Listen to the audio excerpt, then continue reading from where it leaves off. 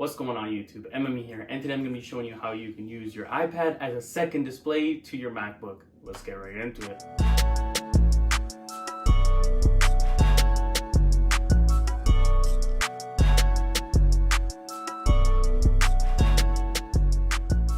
Before we get started, I can see that a large percentage of you haven't subscribed, so please hit the subscribe button to help me hit my goal of 1,000 subscribers before the end of 2021.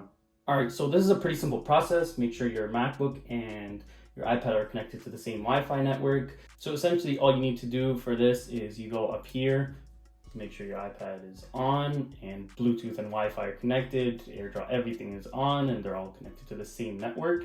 And you click on display and you click on your name and iPad, and you can use it as a separate display or mirror one of the existing displays you already have. And you can see this is super useful in terms of just having an extra screen for more screen real estate. But as you can see, when you go into displays,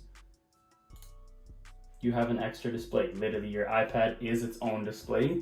And you can see how this is useful if you're in class and you simply just have your MacBook next to your iPad, and you can get a lot more screen real estate. A lot of people already bring their iPads and their MacBooks in the same bag everywhere they go. So this is definitely very, very useful if you're already doing something on your iPad, as well as just having an extra screen. Even if you're at your desk, it's a lot more screen real estate. You can have a video playing right here and then doing your work on the other two displays that you have. A lot of people own both of these, and I think this is just a very useful trick in terms of having a lot more screen. And a lot of people might not know about this. It's called Sidecar, what you use up here. Super simple, super easy. If I want to grab a desktop and put it down here, and now I can go to whatever website I need to on here.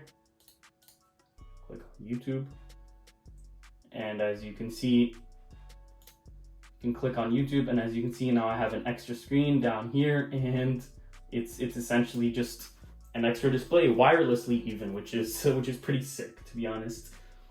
But that's pretty much it. I thought this was pretty useful having an extra display, but let me know what you guys think in the comments down below. Share it with anyone that you think already has an iPad and a MacBook and might benefit from this video. Thanks for watching. Please like, comment, subscribe, and I'll see you in a later video. Peace.